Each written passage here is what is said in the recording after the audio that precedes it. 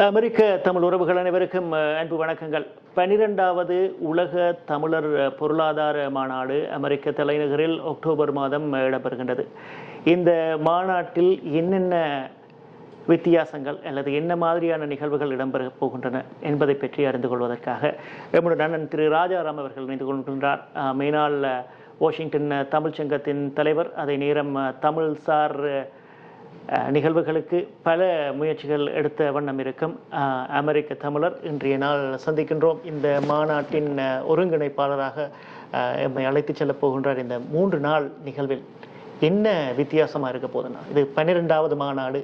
11 மாநாடுகள் உலகம் பூராவும் முடிந்து 12வது முறையாக உலக தலைநகர் அல்லது அமெரிக்க தலைநகருக்கு அழைத்து வந்திருக்கின்றீர்கள். கூறுங்கள். மிக்க நன்றிங்க ரூபன். அனைவருக்கும் வணக்கம். இந்த 12வது உலகத் தமிழர் பொருளாதார மாநாடு இங்கே அமெரிக்காவில் நடப்பதற்கு மிகவும் சிறப்பாக செயல்பட்டு கொண்டிருக்கும் இதனுடைய நிறுவனர் டாக்டர் பிஆர்எஸ் சம்பத், நம்ம மேர்லண்ட் மாகாணத்தின் மேனாள் வெளியுறவுத்துறை அமைச்சர் டாக்டர் ராஜன் நடராஜன் மற்றும் மேனாள் மத்திய அமைச்சர் மற்றும் நடிகர், தொழிலதிபர் நெப்போலியன் துரைசாமி சார், இவங்கெல்லாம் சேர்ந்து இந்த நிகழ்வை வந்துட்டு மிக சிறப்பாக கொண்டு வந்துட்டுருக்காங்க. அதில் நான் ஒரு ஒருங்கிணைப்பாளராக இருந்து ஒரு பங்காற்றுவதில் எனக்கு ரொம்ப பெருமையாக இருக்குது. முக்கியமாக நம்ம வாஷிங்டன் வட்டார பகுதியில் அமெரிக்காவின் தலைநகரில் இப்படி ஒரு நிகழ்வு நடக்கிறது, இதுதான் முதல் முறை. இந்த நிகழ்வை உலகளாவிய மக்கள், குறிப்பாக தொழிலதிபர்கள், தொழில் முனைவோர் இதில் பயன்பெறுவதில் நாங்கள் மிகவும் மகிழ்ச்சி அடைகிறோம். அதற்கான ஏற்பாடுகள் மிக சிறப்பாக நடந்து கொண்டுள்ளது. இங்குள்ள தன்னார்வலர்கள் மற்றும் தொழில் முனைவோர்கள் எல்லாரும் இதுக்கான நிகழ்வு ஏற்பாடுகளை கவனித்து கொண்டுள்ளோம். அமெரிக்காவின் தலைநகரான வாஷிங்டனில் உள்ள பெதஸ்டா நார்த் மேரியாட் ஹோட்டல் என்ற மேரியாட் ஹோட்டலில் அக்டோபர் 3, 4, 5 தேதிகளில் இந்த நிகழ்வு நடைபெறுகிறது. 3ஆம் தேதி அந்த நிகழ்வு மங்கள இசையோடு ஆரம்பித்து அதற்கான குத்தவிளக்கேற்றி நிகழ்ச்சியை தொடங்கி வைத்து அன்று முக்கியமாக மேர்லண்ட் மாகாணத்தின் கவர்னர் மற்றும் சிறப்பு விருந்தினர்கள், பல்வேறு அரசு தரப்பு, அமெரிக்க அரசு தரப்பிலிருந்தும் தமிழக அரசிலிருந்தும் மற்றும் உலகளாவிய தலைவர்கள் அனைவரும் வருகிறார்கள். ஸோ அந்த நிகழ்வு சிறப்பாக தொடங்கி வச்சு அன்றைக்கி ஈவினிங் கல்ச்சுரல், நம்ம தமிழர்கள் என்றாலே நம்மளுடைய தமிழ் பாரம்பரியம், கலாச்சாரம், அதில் கலை நிகழ்வுகளும் இருக்குது.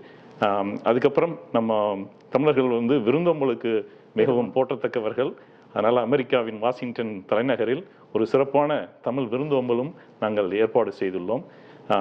மறுநாள் காலை 9 மணிக்கு நிகழ்வு ஆரம்பித்து அன்று இரவு 10 மணி வரைக்கும் மிக சிறப்பான திட்டங்கள் வகுத்து அனைத்து தொழில் முனைவோர்களுக்கும், தொழில் தொடங்குவோர்களுக்கும், இளையோர்களுக்கும் ஒரு எடுத்துக்காட்டாக இந்த ஒரு நிகழ்வு இருக்கும். இந்த நிகழ்வு முடிந்து அவர்கள் வீட்டுக்கு செல்லும்போது அவர்களுக்கான அந்த கனவு கண்டிப்பாக நிறைவேறும். நிறைய தொடர்புகள் கிடைக்கும்.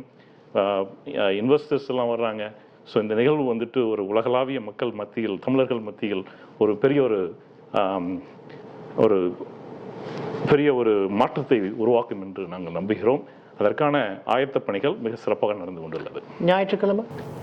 ஞாயிற்றுக்கிழமை காலை 9 மணிக்கு நிகழ்வு ஆரம்பித்து அன்று இரவு 8 மணி வரை நிகழ்வு தொடர்ந்து நடைபெறுகிறது. இந்த ஞாயிற்றுக்கிழமையில் குறிப்பாக இந்த வருடம் உலகளாவிய தமிழர்களில் சிறந்த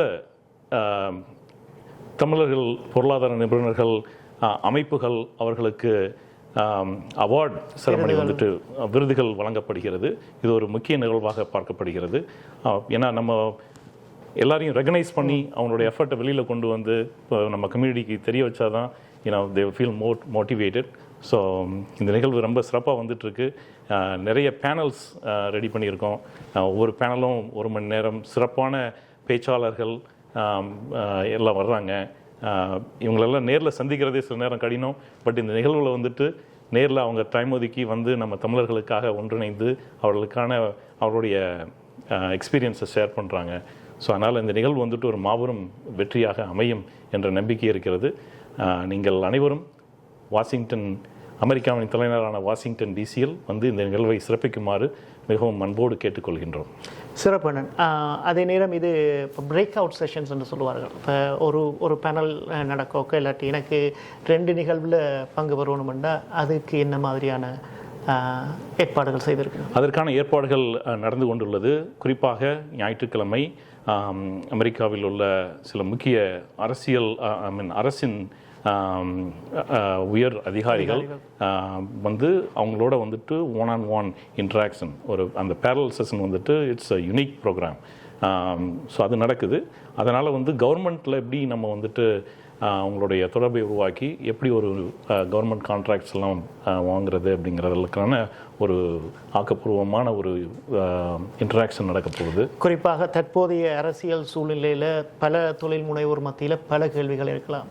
இந்த தொழில் என்ன நடக்க போகுது, இனி வரும் காலங்களில் எவ்வாறு தொழிலை நான் தொடர்ந்து நடத்துவது, அதுக்கெல்லாம் இந்த பிரேக் அவுட் செஷன் இல்லாத இந்த கேள்வி பதில் நேரங்கள் உதவியாக இருக்கும் என்று சொல்ல. கண்டிப்பாக நம்ம ஃபயர் சைட் சேட்டுன்ட்டு ஒரு நிகழ்வு நடக்க போகுது. அதில் வந்துட்டு அவங்களோட தொழில் தொடங்குதலேருந்து எப்படி அவங்க வெற்றி அடைதார்கள் என்ற பரிமாற்றங்களும் இந்த இருக்கும்.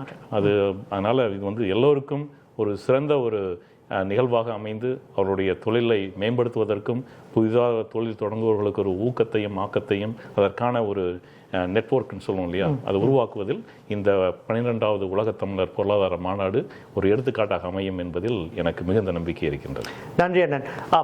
12வது உலக தமிழர் பொருளாதார மாநாடு அமெரிக்க தலைநகரில் அக்டோபர் மாதம் 3ஆம் 4ஆம் 5ஆம் திகதிகளில் இடம்பெறுகின்றது. அதில் என்ன விதமான வித்தியாசங்கள், இந்த 11 மாநாட்டையும் தாண்டி இந்த 12வது மாநாடு எவ்வாறான ஒரு கூட்டு முயற்சியில் உருவாகின்றது என்பது பற்றி இன்றைய நாள் எம்முடன் இந்த முயற்சியின் ஒருங்கிணைப்பாளர் திரு அண்ணன் ராஜாராம் அவர்கள் கலந்து சிறப்பித்தார். அண்ணனுக்கு நன்றி. இந்த முயற்சி வெற்றியடைய வேண்டும். எங்கள் இனம் பெருமைப்படும் அளவில் அமெரிக்க மண்ணில் நாங்கள் இதுபோல பல முயற்சிகளை கொண்டு வந்து எங்கள் அடையாளங்களை எங்கும் நிலைநிறுத்த வேண்டும் என்பதுதான் எங்கள் அனைவரது ஆசையும். அதற்கு உங்களை போன்றவர்களின் வழிகாட்டலில் தொடர்ந்தும் பயணிப்போம்.